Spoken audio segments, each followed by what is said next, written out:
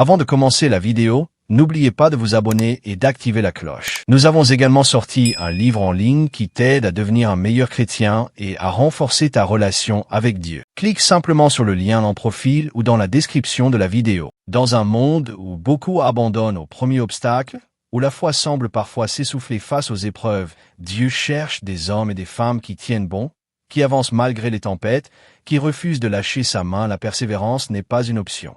C'est la marque des vrais disciples, la force qui te garde debout quand tout semble vouloir te faire tomber aujourd'hui. À travers ce message puissant, découvre le secret de la persévérance des saints. Cette endurance spirituelle qui ne vient pas de l'effort humain, mais de la grâce de Dieu qui soutient, qui relève et qui fortifie. Alléluia. Les calvinistes n'encouragent pas le péché. Ils disent pas parce que tu es sauvé, tu fais ce que tu veux. Non, ils n'encouragent pas cela. Mais ils disent que même si tu fais le mal, Dieu s'arrangera toujours que tu en sortes parce que tu as été élu avant la fondation du monde, tu as été prédestiné et la grâce de Dieu s'impose à toi. Il n'y a pas le libre arbitre de l'homme. Quand Dieu a dit que tu seras sauvé, tu seras sauvé.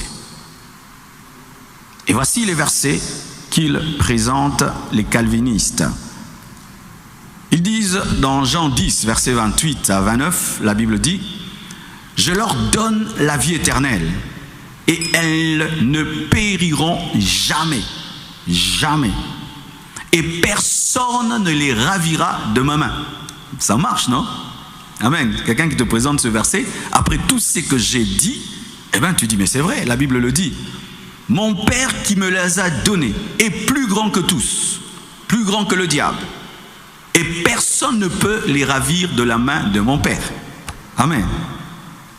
Quand tu lis un tel verset, une fois que tu es dans les mains de Dieu, une fois que tu es sauvé, une fois que tu es dans les mains de Dieu, personne ne peut te ravir, personne ne peut te ravir, tu ne peux pas sortir de là. Amen. Deuxième verset qu'ils utilisent, Philippiens 1, verset 6. Je suis persuadé que celui qui a commencé en vous cette bonne œuvre la rendra parfaite pour le jour de Jésus-Christ. Celui qui a commencé cette œuvre en toi la rendra parfaite. C'est-à-dire que tu montes, que tu descendes, Dieu te rendra parfait. Amen. Ça colle, hein, n'est-ce pas? Alléluia. Vous suivez? Amen. Et l'autre verset, Hébreux 6, versets 4 à 8. Écoutez ça. Car il est impossible que ceux qui ont été une fois éclairés, qui ont goûté le don céleste, qui ont eu part au Saint-Esprit, qui ont goûté la bonne parole de Dieu et les puissants du siècle à venir et qui sont tombés, soient encore renouvelés et amenés à la repentance, puisqu'ils crucifient pour leur part le Fils de Dieu et l'exposent à l'ignominie. Lorsqu'une terre est abreuvée par la pluie qui tombe souvent sur elle et qu'elle produit une herbe utile à ceux pour qui elle est cultivée, elle participe à la bénédiction de Dieu. Mais si elle produit des épines et des chardons, elle est réprouvée et près d'être maudite et on finit par y mettre le feu. Alors, ce passage contredit le calvinisme. Amen. N'est-ce pas?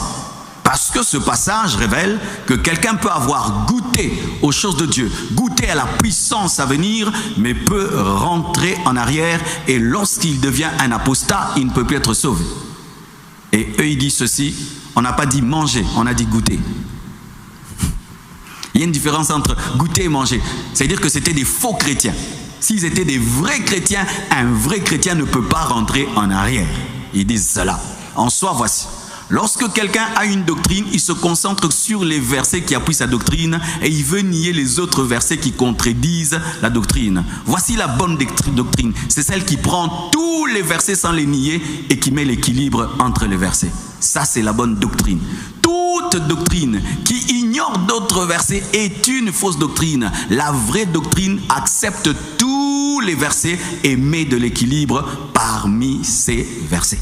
Amen. Ce qui fait que moi, je ne suis pas calviniste. Amen. Hein? Je ne crois pas qu'il y a des gens qui ont été prédestinés à être sauvés et d'autres à aller en enfer. Je ne crois pas que Jésus est mort pour certaines personnes et n'est pas mort pour d'autres personnes.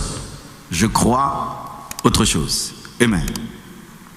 Alors, si même je dois revenir sur leur verset, qui dit dans Jean 10, versets 28 à 29, la Bible dit « Je leur donne la vie éternelle et elles ne périront jamais. Et personne ne les ravira de ma main. » Personne, c'est une personne extérieure. Mais Dieu peut t'avoir dans ses mains. Satan ne peut pas t'enlever, les démons ne peuvent pas t'enlever, mais toi-même tu peux ouvrir la main et sortir. Alléluia. Personne ne les ravira. Oui, personne ne peut te ravir de la main de Dieu, mais toi-même tu peux quitter la main de Dieu. Alléluia. Satan ne peut pas ouvrir la main de Dieu et t'enlever de la main de Dieu. Mais toi, tu peux ouvrir la main de Dieu et descendre.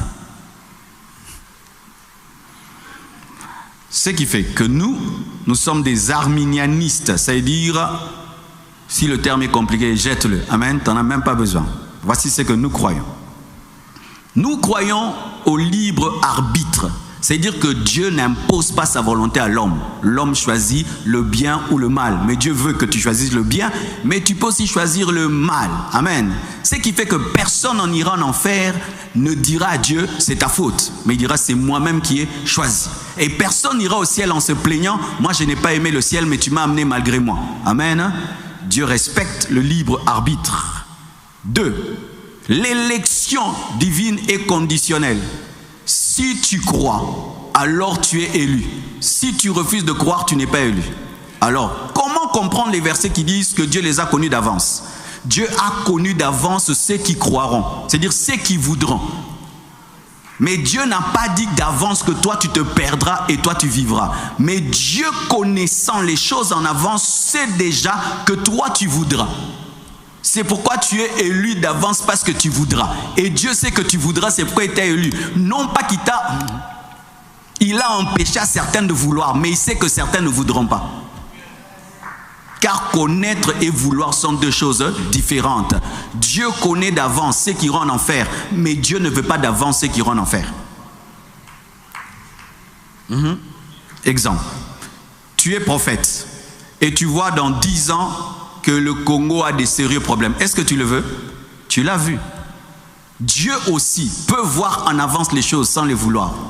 Maintenant tu dis, oh, mais il est Dieu, il doit s'imposer. Non, Dieu en créant l'homme a respecté une chose qu'il a mise en l'homme, son image, c'est-à-dire sa souveraineté.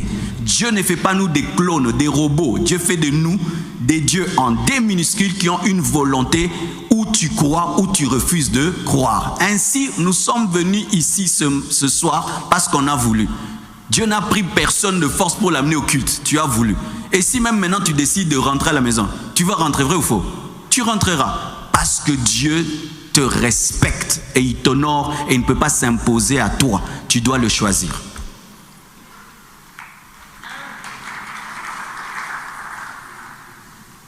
Les calvinistes parlent d'une rédemption sélective, mais moi je crois en une rédemption universelle, comme le verset que j'ai donné dimanche, car Dieu a tant aimé le monde qu'il a donné son Fils unique afin que quiconque, quand on parle de quiconque, c'est une rédemption universelle.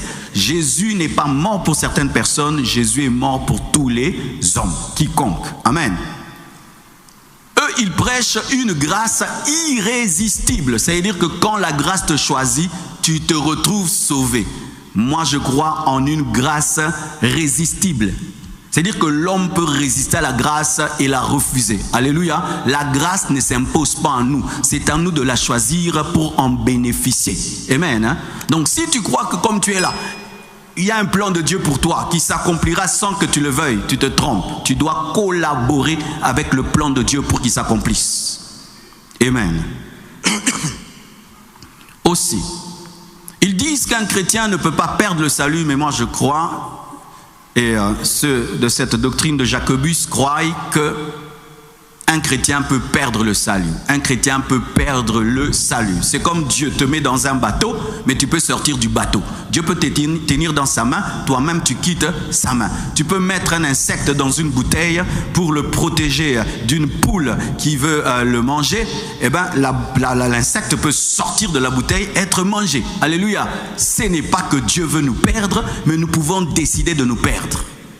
Amen. Hein? C'est pourquoi vous devez faire attention à votre volonté. Amen. Hein? Faites attention à votre volonté. Votre volonté peut ouvrir la main de Dieu et vous sortir de la main de Dieu. La volonté, j'ai décidé, je veux, moi, je. Hey, faites attention à je. Je est plus fort que Satan. Quand on dit rien ne peut vous ravir de ses mains, on parle des démons, des puissants des ténèbres. On ne parle pas de toi. Toi, tu peux te ravir toi-même de la main de Dieu. Tu es plus dangereux que Satan. Et les gens sont tout le temps, oh le diable, les démons. Non, ton pire ennemi, ce n'est pas Satan. Ton pire ennemi, c'est ta volonté, ton moi, ton je. J'ai décidé, désormais moi. C'est ce qui est terrible, plus que le diable. Car l'homme sans le diable est mauvais. Satan ne vient qu'amplifier ce qu'il trouve.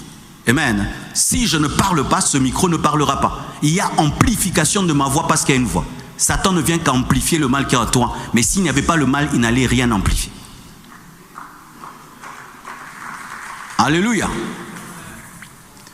Donc, l'homme peut perdre le salut parce que ce n'est pas une grâce irrésistible, c'est une grâce résistible.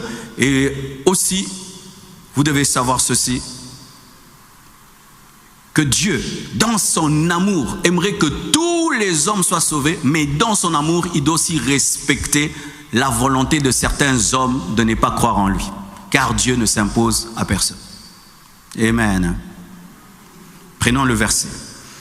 Toujours le verset qu'ils ont contesté dans Hébreux 6, verset 4, nous allons maintenant le lire. La Bible dit, car il est impossible que ceux qui ont été une fois éclairés, donc ils ont été éclairés, qui ont goûté le don céleste et qui ont eu part au Saint-Esprit. Donc ce sont des personnes sauvées qui ont goûté la bonne parole de Dieu, des personnes sauvées, et les puissants du siècle à venir, des personnes sauvées. Et d'ailleurs, ce passage concerne des serviteurs de Dieu, des gens qui ont été puissamment utilisés par Dieu. Ce passage concerne les gens qui ont été puissamment utilisés par Dieu et qui sont tombés, soit encore renouvelés et amenés à la repentance, puisqu'ils crucifient pour leur part le Fils de Dieu et l'exposent à l'ignominie. Ce passage parle de l'apostasie.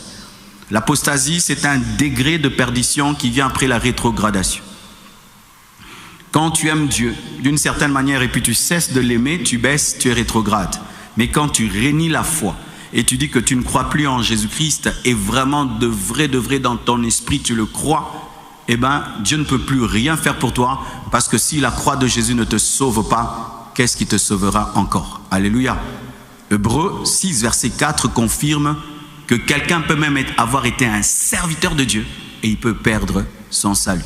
Tu peux perdre ton salut, mon frère, si tu décides de te séparer de Jésus. Alléluia. Et Dieu ne te force pas à être chrétien, il t'aide à rester chrétien. Amen. Matthieu 10, verset 22 dit ceci. Vous serez haïs de tous, et à cause de mon nom. Mais celui qui persévérera jusqu'à la fin sera sauvé. C'est clair. Alléluia. Celui qui persévérera jusqu'à la fin sera sauvé. Donc, celui qui ne persévère pas ne sera pas sauvé. C'est clair qu'on peut perdre le salut si on perd la persévérance. Luc 21, verset 17 à 19, la Bible dit. Vous serez haïs de tous. C'est pourquoi il faut lire les versets qui se ressemblent, mais chacun a un détail. Vous serez haïs de tous à cause de mon nom, mais il ne se perdra pas un cheveu de votre tête. Par votre persévérance, vous sauverez vos âmes. Alléluia.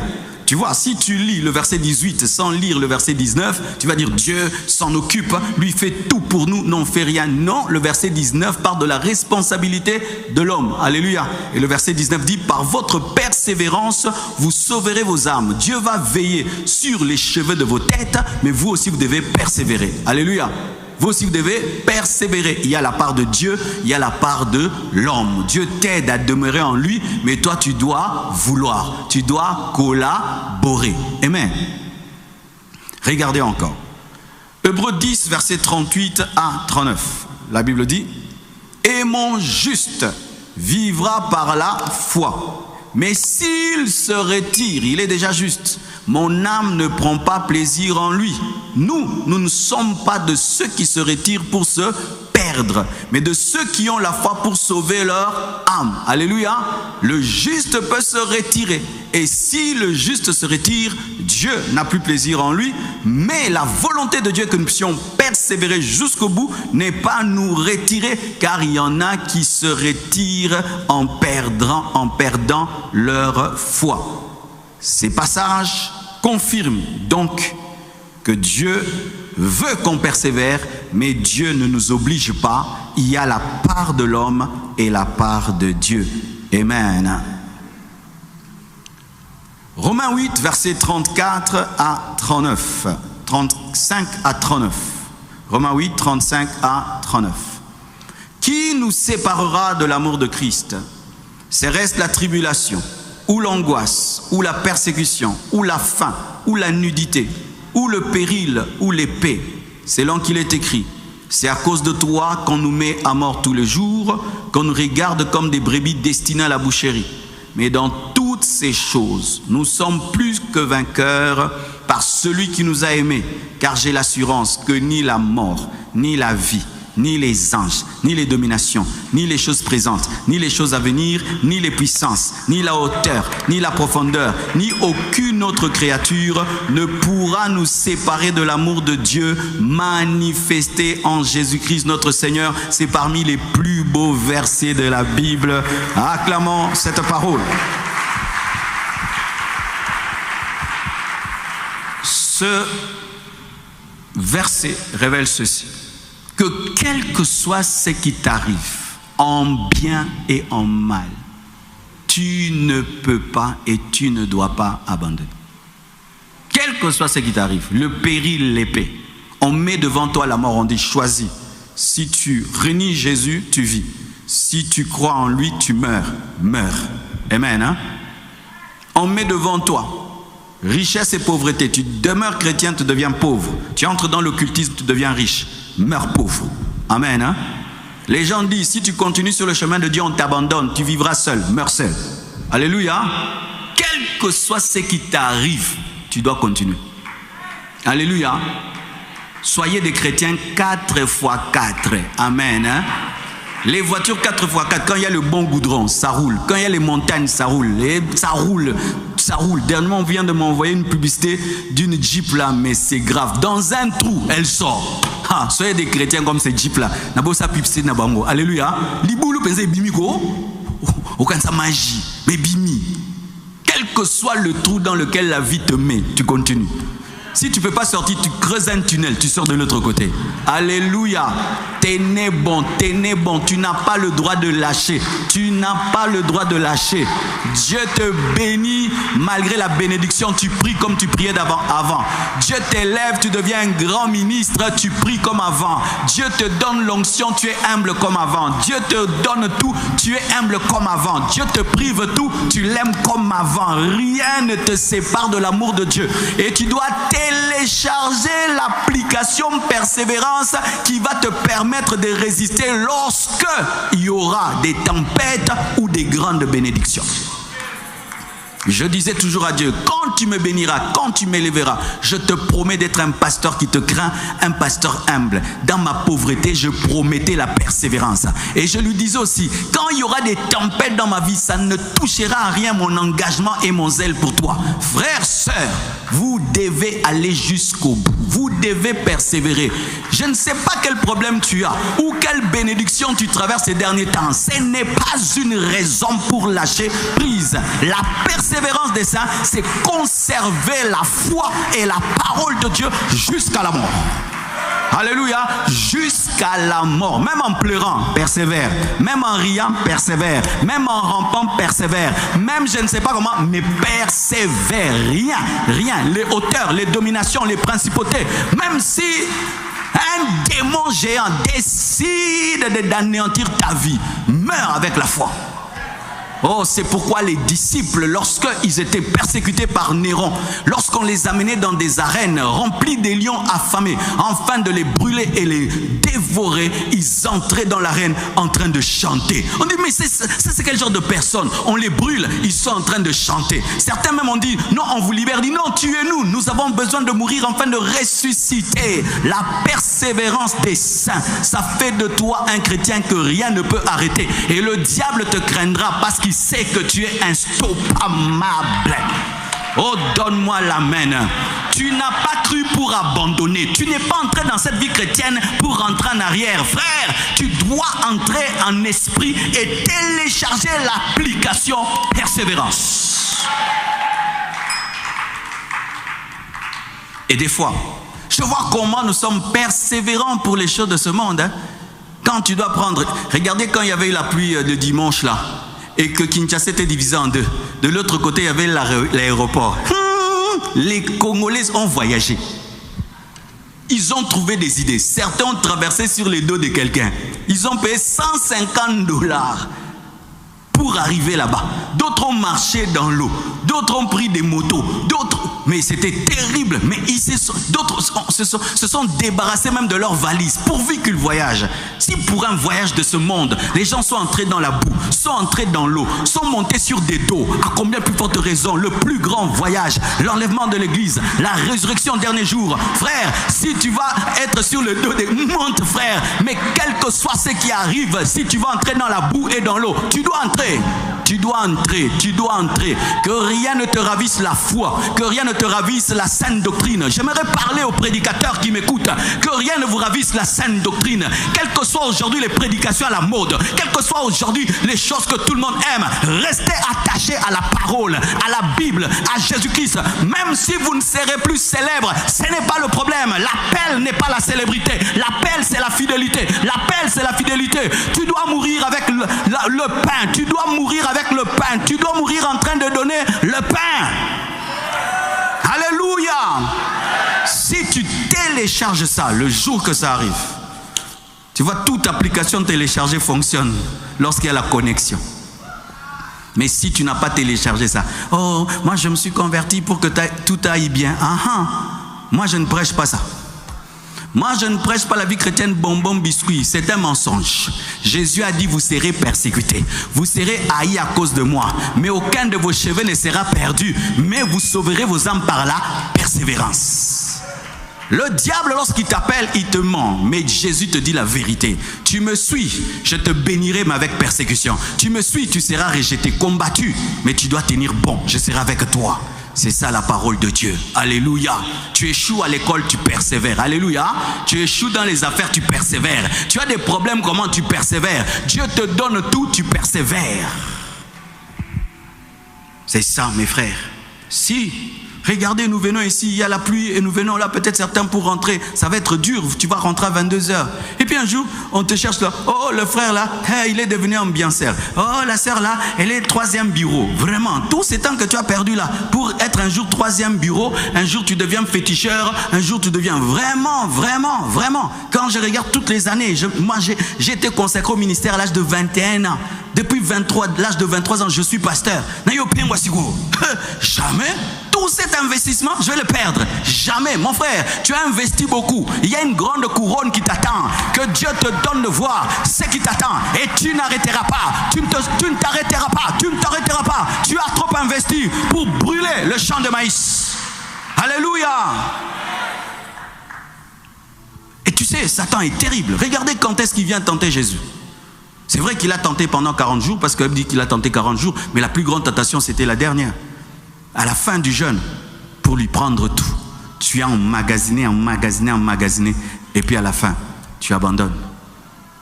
Tu as jeûné, tu as gagné des âmes, tu as donné à l'église, tu as fait des sacrifices, tellement de bonnes choses t'attendent au ciel.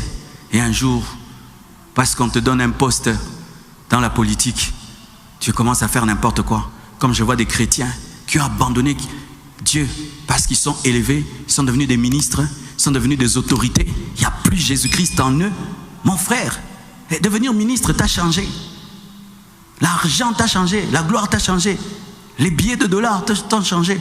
Est-ce que c'est comparable au sang versé par Jésus-Christ? Que rien ne vous sépare de Dieu, bonne ou mauvaise chose, les hauteurs et les profondeurs, rien ne puisse vous séparer de l'amour de Dieu.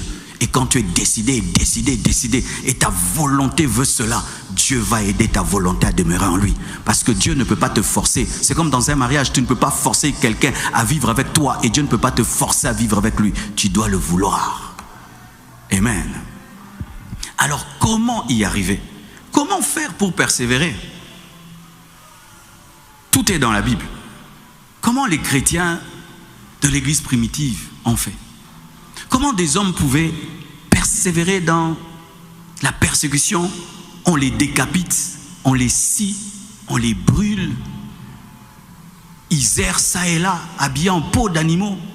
Comment les Pierre, les Paul, les Matthieu, les Luc ont pu tenir? Comment Paul pouvait annoncer déjà sa mort, mais il est calme? Comment il pouvait écrire des épîtres en prison? Comment il pouvait louer Dieu en prison? Comment ces gens-là ont pu tenir comme ça? Tout leur secret est dans la Bible. Et les secrets sont simples. Alléluia. Les secrets de la vie chrétienne sont simples. Ne vous compliquez pas. Ce n'est pas loin de toi. D'ailleurs, tu le sais. Je vais seulement te rappeler. Comment arriver à persévérer?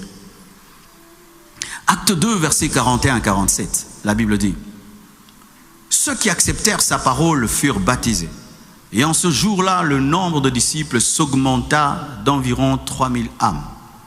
Ils persévéraient, la persévérance des saints, dans l'enseignement des apôtres, dans la communion fraternelle, dans la fraction du pain et dans les prières. La crainte s'emparait de chacun et il se faisait beaucoup de prodiges et de miracles par les apôtres. Tous ceux qui croyaient étaient dans le même lieu et ils avaient tout en commun. Ils vendaient leurs propriétés et leurs biens et ils ont partagé le produit entre tous selon les besoins de chacun. Ils étaient chaque jour tous ensemble assidus au temple. Ils rompaient le pain dans les maisons et prenaient leur nourriture avec joie et simplicité de cœur, louant Dieu et trouvant grâce auprès de tout le peuple. Et le Seigneur ajoutait chaque jour à l'Église ceux qui étaient sauvés. Premier pas pour persévérer, il faut se faire baptiser. Vous tous qui êtes ici, qui n'avez pas encore été baptisés et qui pouvaient être baptisés, vous êtes dans le péché. Le péché, ce n'est pas seulement voler, mentir. Le péché, c'est connaître la volonté parfaite de Dieu n'est pas la faire. Tu dois être baptisé par immersion au nom de Jésus-Christ après ta conversion. Si tu étais baptisé par aspersion, le baptême par aspersion n'est pas biblique parce que le baptême symbolise l'ensevelissement, baptismos, plonger dans. On doit te plonger dans l'eau, pas t'asperger de l'eau.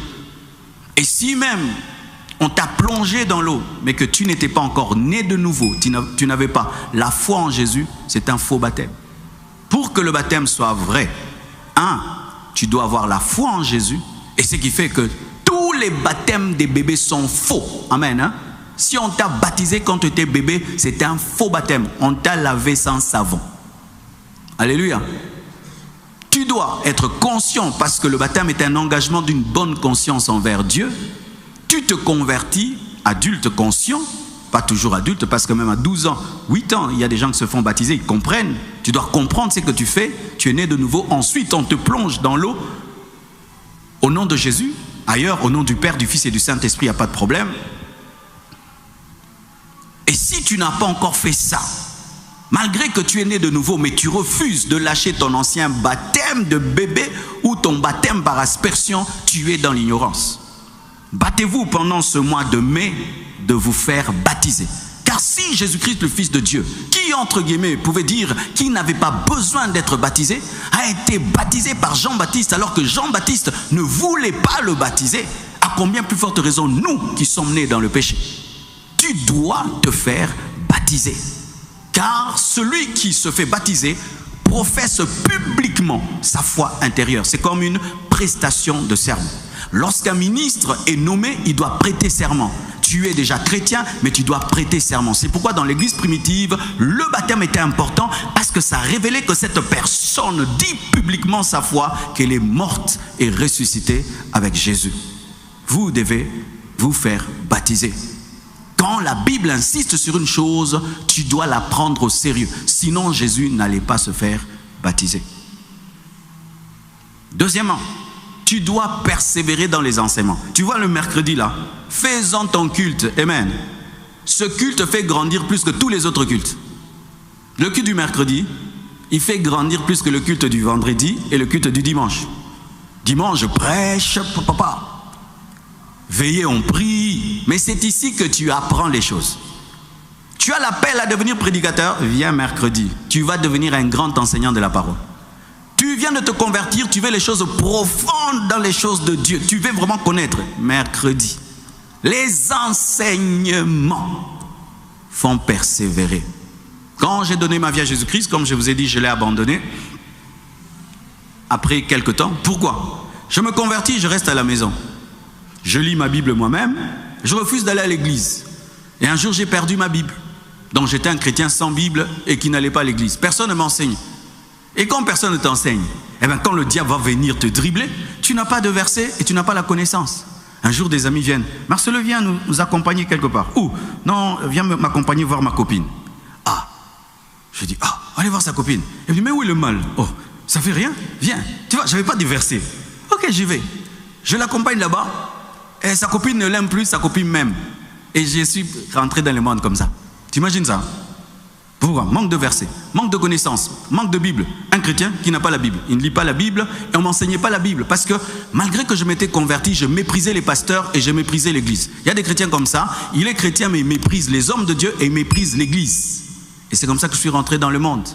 Mais quand je suis revenu à Dieu, fallait voir, hein. Moi je m'asseyais toujours devant avec un gros cahier. On n'avait pas des iPads dans ces temps-là. Je regardais même pas le prédicateur, hein. Une fois là, le prédicateur prêchait, j'avais un cahier comme ça là. Je l'ai toujours, hein. Je vais vous l'amener un jour. Il me dit, hé frère, regarde-moi, non? Et puis je l'ai regardé comme ça, et puis j'ai continué.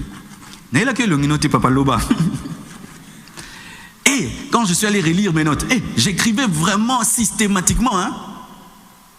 Et aujourd'hui, ça m'a aidé, frères et sœurs. Avant d'aller faire la théologie, moi je n'avais pas fait la théologie jusqu'à des années et des années. Hein. Qu'est-ce qui m'a donné ma théologie? Ma théologie, je l'apprenais assis là, parce que la plus grande école biblique, c'est à l'église. C'est pourquoi on se donne la peine, mercredi, d'enseigner. Parce que quand tu enseignes bien, tu auras des grands futurs pasteurs. Quand tu écoutes comme ça pendant 5 ans, mercredi, 5 ans après, le jour que je dis, frère, va ouvrir une église à Bagdad, tu as la parole. Qui ira à Bagdad, qui ira aux États-Unis. La persévérance dans les enseignements. Comment tu peux persévérer dans les enseignements? 1. En venant écouter l'enseignement. 2. En lisant des livres d'enseignement. Il y a des livres qui parlent d'expérience, je suis allé au ciel, comment j'ai eu l'onction, c'est bien. Mais des livres comme de théologie systématique. Tu vois, tu cherches un livre, on écrit théologie systématique. Prends ça. Amen. Hein? Les fondements des épîtres. Prends ça. Comment comprendre le Nouveau Testament? Prends ça. Comment comprendre l'Évangile? Prends. La doctrine de la foi? Prends. La doctrine de la grâce? Prends. Tu maîtrises, tu maîtrises, tu maîtrises, tu maîtrises. Plus tu maîtrises, tu deviens comme une maison qui a une fondation profonde. Lorsque la tempête vient, tu tiens. Mais quand tu as un petit verset là-bas, c'est quand tu entends un chrétien. Boninzamba salinga boye. Et tu vois même les chrétiens, ils prient avec des chansons qui ne sont pas doctrinaux. Hein? Prie. Alors, ils commencent à chanter à Dieu des cantiques de quelqu'un qui a chanté sans connaître la Bible. Et d'autres même, ils ont dans la tête les films sur Jésus. Quand ils pensent à Jésus, lui, il ne pense pas aux Écritures, au film. Là, film à Yesu. Frère. Un jour, quelqu'un prêchait. Elle a dit, ah frère, Élisée, c'était une femme extraordinaire. Une femme extraordinaire. Mes sœurs, soyez comme Élisée. Parce qu'au Congo, Élisée, c'est le nom des femmes. Tu vois, il n'a jamais lu la Bible.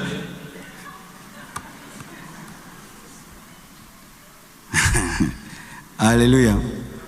Et d'autres, ils lisent la Bible comment? Il prend comme ça et puis il fait. Là où les doigts tombent, le Seigneur lui a parlé. Alors il y a quelqu'un qui faisait toujours comme ça. Seigneur, qu'est-ce que tu me dis aujourd'hui? Touche ici, fait. Et puis là, à gauche, la Bible avait dit, Judas alla et s'est pendu. Et puis à droite, ça dit, toi, va et fais de même. Il a dit, Au nom de Jésus, esprit de mort. Non, continue. Dieu t'a parlé. Va te pendre comme Judas. Ne lisez pas la Bible fico, systématiquement. C'est dernier temps, par exemple, je suis en train de lire seulement l'épître aux Galates. Je finis 1 à 6, je recommence. 1 à 6, je recommence. Donc je suis là seulement dans l'épître de Galates. Je tourne dans l'épître de Galates. Je suis que dans l'épître de Galates. Si je veux faire un mois, je ne lis que 6 chapitres de la Bible. Je lirai que 6 chapitres de la Bible. Parce que je ne veux pas battre des records. Oh, j'ai lu la Bible 20 fois, 30 fois. Non, je vais maîtriser. Au moins, je vais lire à orange. Et aujourd'hui, avec le téléphone, c'est facile. Tu prends seulement ton téléphone, tu es dans Galate. Tu es fatigué un peu, tu prends Galate. Tu es Galate. Et puis Galate va te remplir. Oh, donne-moi la main.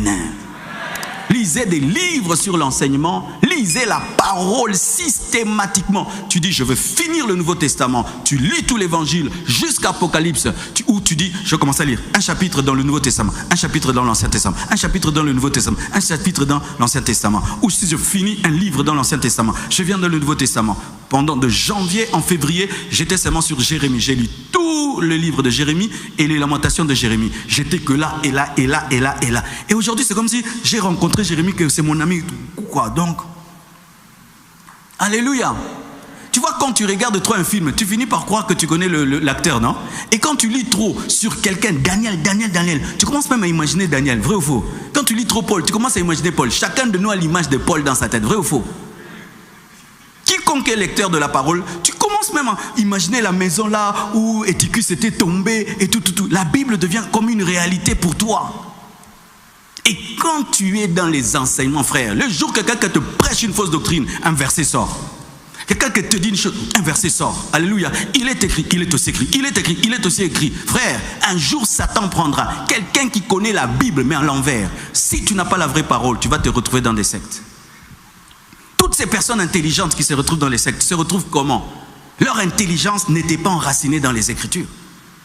Une fois, j'ai rencontré des gens qui ont failli me ramener dans une secte. Je suis allé à l'évangélisation et je rencontre des gens qui avaient une doctrine terrible. Ils m'ont fait balader dans la Bible de Genèse, Apocalypse. Je n'avais plus d'arguments.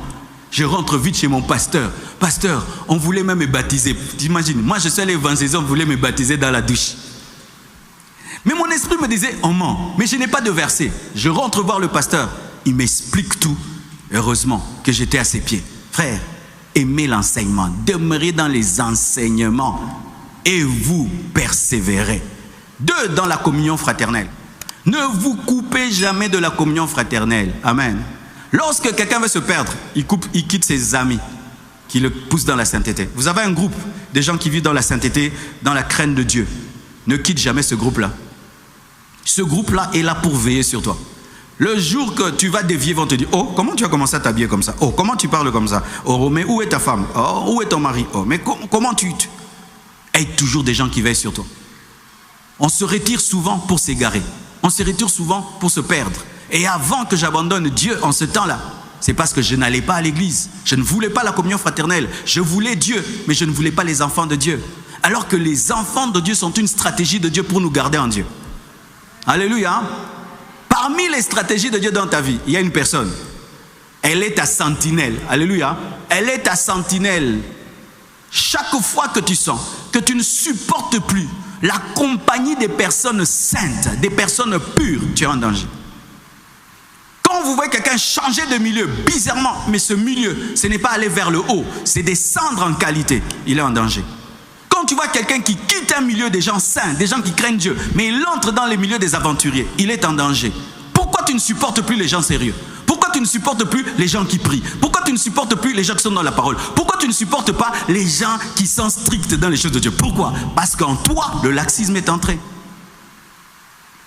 Si Dieu t'a donné un ami, tu sais que celui-ci est un chrétien. Tu sais vraiment que lui, il est chrétien. Et tu sais que lui ne te permettra jamais de rentrer dans le monde. Frère, garde-le jusqu'à ta mort. Alléluia. Ne l'abandonne jamais. Alléluia. Car Dieu sur la terre nous a envoyés au moins à 2. Au moins à 2. Au moins à 2.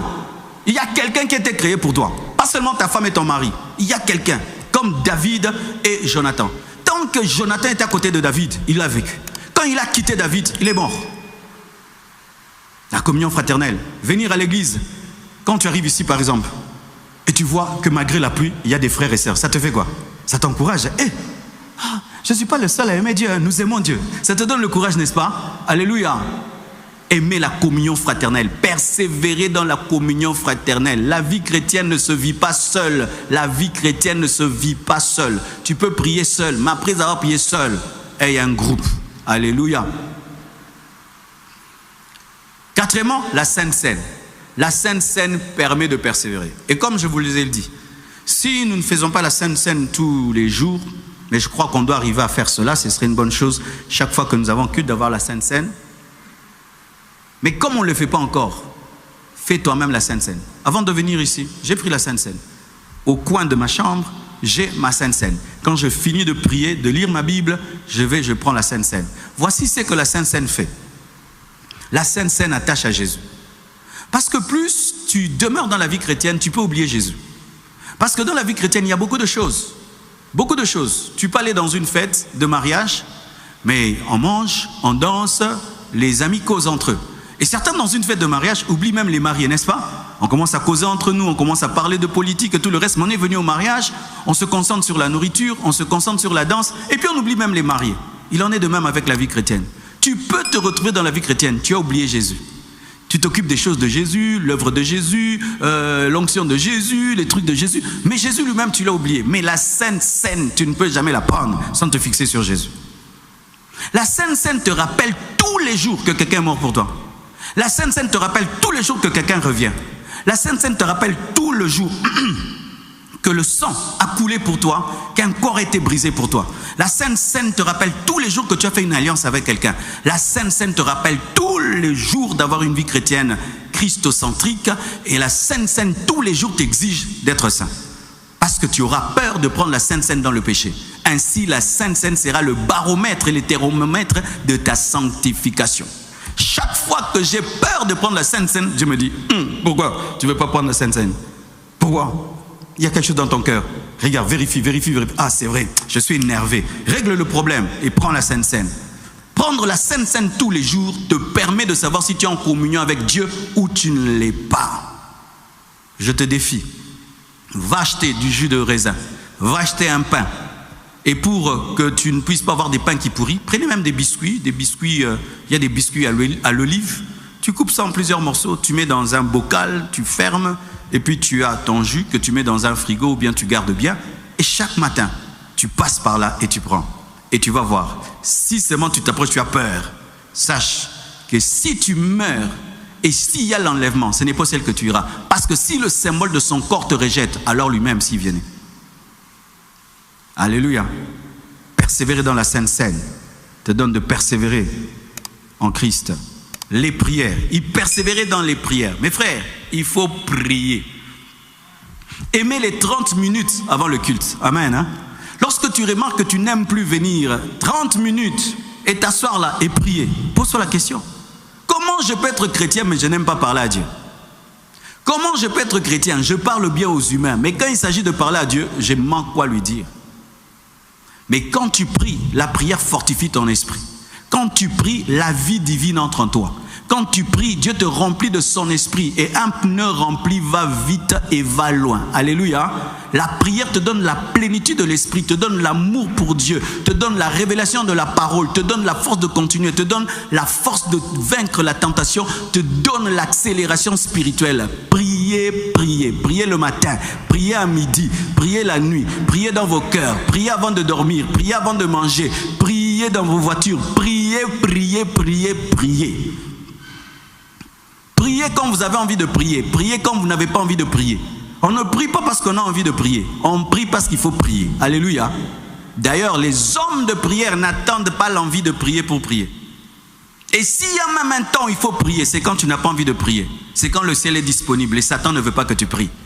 Priez en langue, priez en français. Et si vous priez en langue, priez plus en langue qu'en français. Priez plus en esprit qu'en intelligence. Soyez des hommes de prière. Les hommes de prière persévèrent. Daniel était un homme de prière. Il a persévéré. Alléluia. Soyez des hommes de prière. La prière te permet mais de dire non à Satan. La prière te permet de continuer. Lorsque tu as bien prié le matin et qu'il y a des tentations pendant la journée, tu as la puissance de résister. Mais quand tu as fait une semaine sans prier, des péchés que tu dominais hier vont te faire tomber aujourd'hui. Sois un homme de prière. Alléluia. Sois un homme de prière. Si tu sens même tu es sur ton lit et tu n'arrives pas à prier, commence à prier sur le lit. Dieu n'exauce pas une position ni un lieu. Dieu exauce seulement la prière. Ah, donne-moi la main, hein. Oh, je dois m'agenouiller. Parce qu'il arrive de fois, tu es sur ton lit, c'est l'heure de prier, mais tu sens la lourdeur. Moi, ma technique, je commence à m'asseoir sur le lit.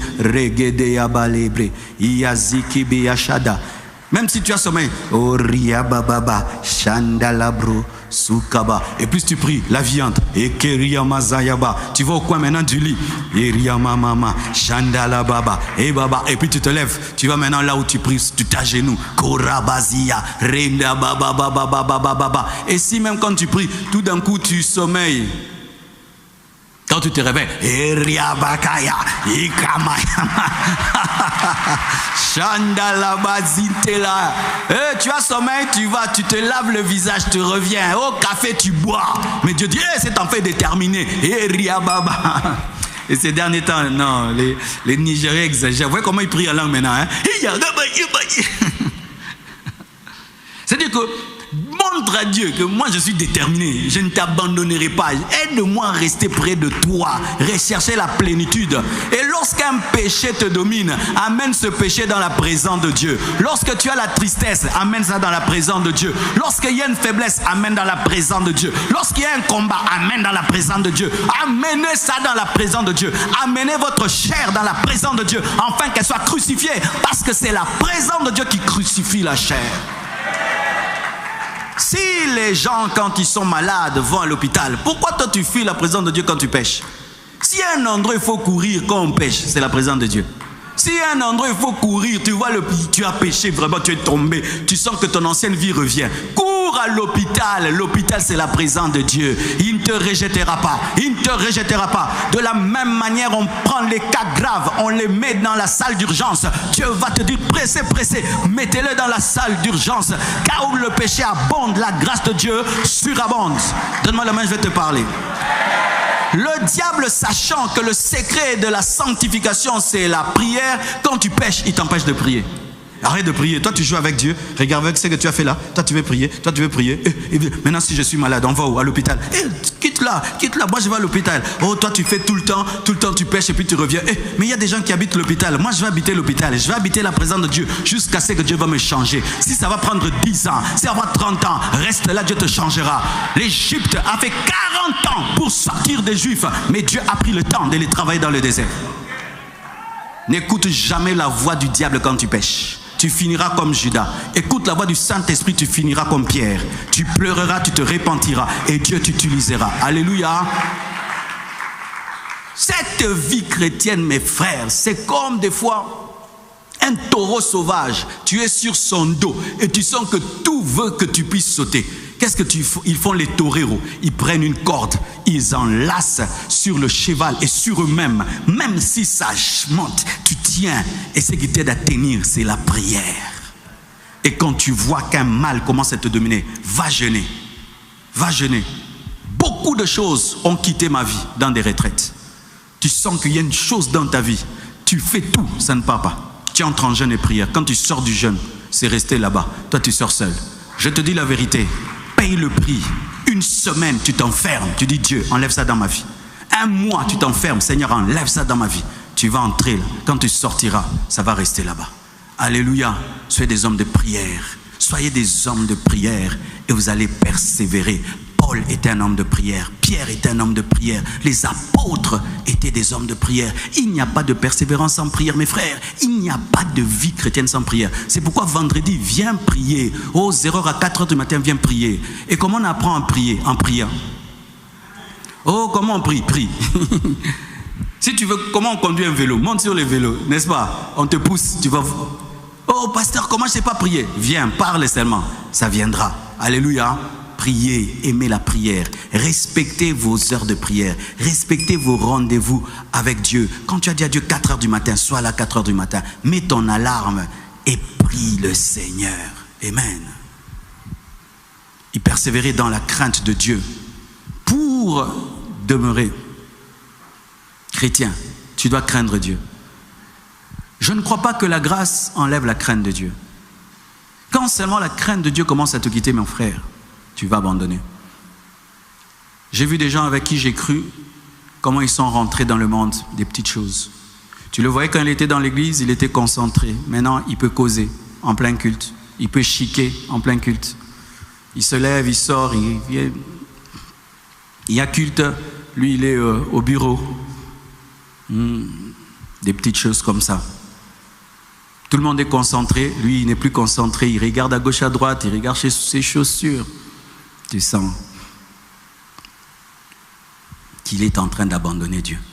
Quand tu sens dans ton cœur que ton cœur ne bat plus, quand tu fais le mal, il n'y a plus un respect pour Dieu, une révérence. Fais attention. Fais attention. Quand le respect quitte ton cœur pour Dieu, fais attention. Parce que tu sais, Satan ne peut pas te prendre du coup là, il te ramène dans le monde. Tu connais quand même Dieu, il va le faire progressivement. Il va t'enlever des petites choses là, qui paraissent être banales, mais qui font la persévérance. Ne lâche jamais ces choses. Tu vois, quand tu commences à voir seulement un chrétien avant de manger, il ne prie plus. Il dit, tu as mangé sans prier, mais tout est sanctifié par la parole et tout, tu vois. Des petites choses comme ça commencent. Mais frère, mais tu écoutes la musique du monde, mais ça fait quoi? Ce sont les notes, non, les notes. Ça commence, tu vois. Des petites choses là, ces petites choses là qu'on appelle les petits renards qui dévorent le champ, faut les enlever. Amen. Reviens toujours au respect. Respect. J'étais avec un homme de Dieu hier. C'est pas qu'il faut pratiquer ça. Il a invité un Indien prêcher à l'église. L'Indien devait monter. Il enlève les chaussures. Et puis il monte. Il prêche avec les chaussettes. Ça scandalisait l'église. Quand il est allé s'asseoir, il dit, mais comment toi tu peux enlever les chaussures avant de prêcher? Il dit, mais le lieu là est sacré, hein. C'est sacré. Si Moïse enlevait les chaussures, moi aussi j'enlève. Parce que nous, quand j'étais dans mes sectes là-bas, on respectait le lieu sacré de nos dieux. Mais comment je ne vais pas respecter le lieu sacré de Dieu? C'est vrai qu'il faut respecter, mais pas enlever les chaussures. Mais quand même, tu vois cette crainte-là qu'il a. Mais toi, tu peux prendre la Bible, là, tu la mets, là, tu t'assieds dessus. Hein. Un musulman ne peut pas faire ça. Alléluia. Tu peux prendre la Bible, n'est-ce pas? Regarde comment les gens parlent des imams et comment les gens parlent des pasteurs. Marcelo, Anna. Tu vois, tu dis plus pasteur Marcelo, ni révérend, ni apôtre. Marcelo. Tu peux chiquer, tu jettes à l'église. Tu bois, tu jettes. Le papier, tu jettes. Mais tu ne peux pas faire ça si tu vas au palais présidentiel. Jamais tu ne feras ça. Mais ici, tu vas le faire. Tu vois, ces petites choses-là, ça montre que ta crainte est en train de partir. La crainte fait persévérer. Et quand tu crains Dieu, il y aura toujours des gens qui vont te critiquer. Tu t'en fous. Parce qu'on craint Dieu selon la révélation qu'on a de Dieu. Quand toi tu sais que Dieu est amour, mais il est aussi un feu dévorant, tu le crains. Mais il y a des gens qui ne connaissent que l'amour de Dieu, mais ils ne savent pas que Dieu est un feu dévorant, que Dieu frappe. Dieu a frappé Ananias et Saphira dans le Nouveau Testament. Dieu a frappé un magicien, il est devenu aveugle dans le Nouveau Testament. Aussi, ce qui donne la persévérance, on dit des signes, des prodiges et des miracles se produisaient, la manifestation de Dieu. Mon frère, ne sois pas dans cette vie chrétienne, tu n'as jamais expérimenté Dieu. Un jour, Satan va t'amener à douter. Est-ce que Dieu existe? Quelle preuve tu as? Il est écrit. Mais toi-même, tu n'as pas de preuve. Jésus m'est apparu. J'ai vu des miracles, des prodiges dans ma vie. Un jour, Satan est venu me dire que Dieu n'existait pas. Un esprit d'athéisme m'a pourchassé pendant des mois pour me dire que Dieu n'existait pas.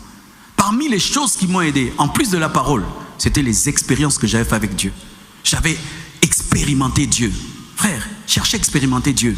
Alléluia. Un homme qui a expérimenté Dieu a goûté Dieu. Cherchez à expérimenter Dieu. C'est pourquoi chercher Dieu en profondeur. Amen. Hein?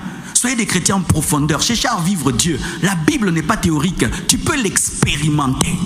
Alléluia. Tu peux l'expérimenter.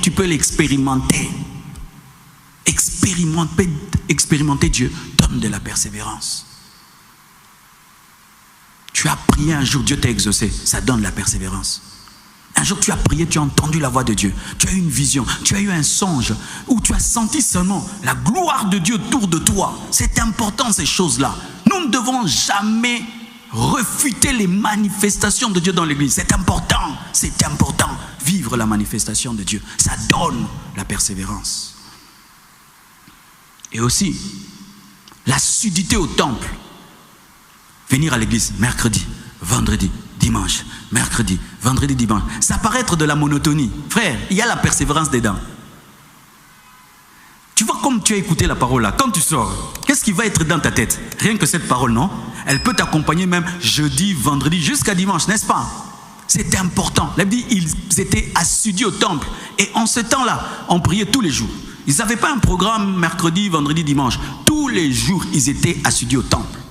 Lorsque j'ai abandonné Dieu, parce que je ne fréquentais pas l'église et que j'étais chrétien, sans Bible et sans pasteur, quand je suis rentré à Dieu, j'ai dit à Dieu, aide-moi à rester chrétien rien qu'une année. Et si tu m'aides à rester chrétien, à demeurer chrétien, une année, je t'offre ma vie. Je ne savais pas que j'avais demandé d'être pasteur. Frère, Dieu m'a dit, je t'exauce.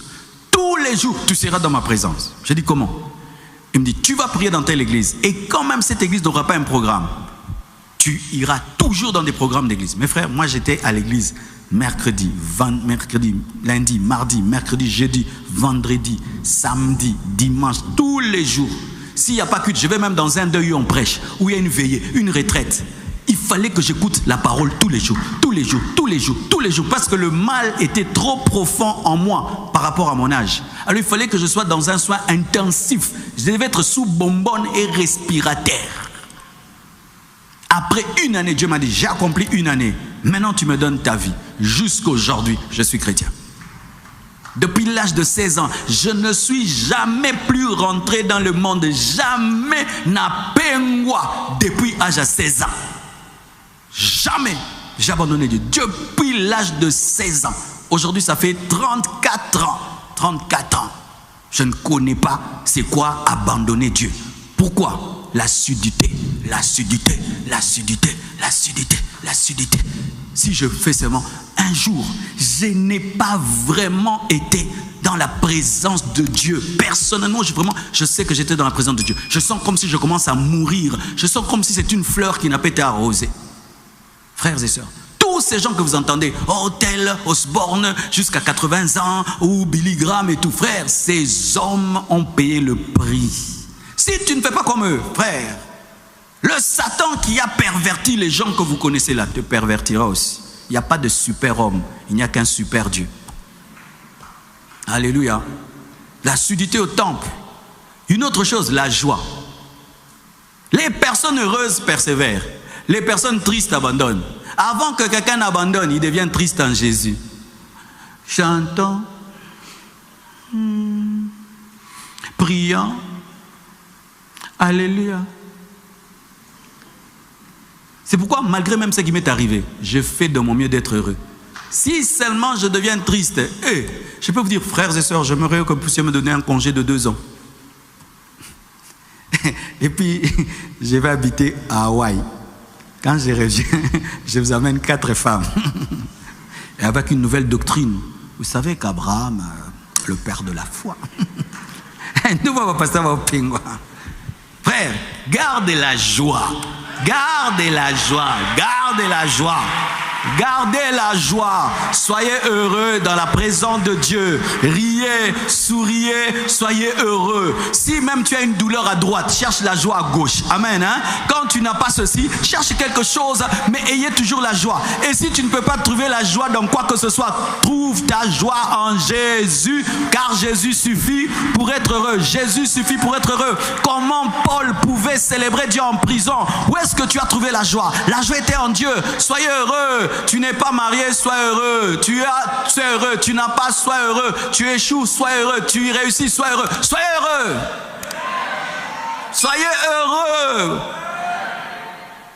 Quand tu vas dans un couple, tu vois, il y a la tristesse. Le divorce est à côté, vrai ou faux? Quand Quand tu vois un chrétien qui est triste d'être chrétien, il va abandonner Dieu. Parce que maintenant, Satan va te dire, les païens sont plus heureux que toi. C'est pourquoi tu entends des chrétiens comme ça. Dans le monde, ils sont plus heureux. Eux, dans le monde, ils ne sont pas plus heureux que moi. Ils ont besoin de s'enivrer pour être heureux. Ils ont besoin de drogue pour être heureux. Moi, j'ai la joie bio, le bonheur bio. Je n'ai pas un bonheur dopé. J'ai un bonheur bio qui vient du Saint-Esprit. Soyez heureux, soyez heureux, soyez heureux. Ils étaient remplis de joie. C'est pourquoi même ils chantaient devant la mort. Comment peux-tu chanter devant un lion? Comment peux-tu chanter devant une croix? Lorsque Pierre a vu la croix, on devait le crucifier. Il a dit enfin, tu es là. Hé, frère, quelle dimension de bonheur. Que ton bonheur ne vienne pas du succès. Que ton bonheur ne vienne pas de l'argent. Que ton bonheur ne vienne pas de l'exaucement. Que ton bonheur vienne seulement de Dieu. Ayez une joie qui ne vient que de Dieu. Si ta joie provient de quelqu'un ou de quelque chose, frère, le jour que tu perdras cette chose, tu vas abandonner Dieu. Je vois des gens, il est en Europe, on les refoule, ils rentrent au Congo, ils abandonnent Dieu. Nous, on est en enfer. Hein? On les refoule, ils rentrent seulement. Il ne peut pas venir à l'église. On a prié pour lui à l'église. Il est allé en Europe. Là-bas, on l'a refoulé. Il ne viendra plus jamais à l'église. Comment ils vont voir qu'on m'a refoulé et j'abandonne. Gardez la joie. Soyez heureux. Souriez. Souris-moi, mon frère. Souriez. Soyez heureux. Parce que Satan est un voleur de joie. Voici comment Satan opère. Tu peux taper quelqu'un sur le ring, il est KO, et quand tu commences à descendre avec ta couronne et ta ceinture, il se réveille. Et puis il dit, regarde même, il a une culotte qui ne lui va même pas. Il a des tout petits pieds. Il commence à t'insulter. Mais c'est toi qui l'as tapé. C'est toi qui as la ceinture. Tout d'un coup, il te fait oublier ta victoire. Il t'amène à te concentrer sur tes petits pieds. Et du coup, tu rentres triste que tu as des petits pieds alors que tu as la couronne. Satan fait cela. Tu as ce qui est de plus important, tu as Jésus dans ta vie. Maintenant, pour t'enlever la joie, il te dit, regarde, même à Brazzaville, tu n'es jamais parti. Toi, tu as déjà vu 1000 $, toi. Regarde, là, tu n'es même pas marié. Regarde, là, tu n'as même pas d'enfant. Il te concentre sur tes petits pieds alors que tu as la couronne.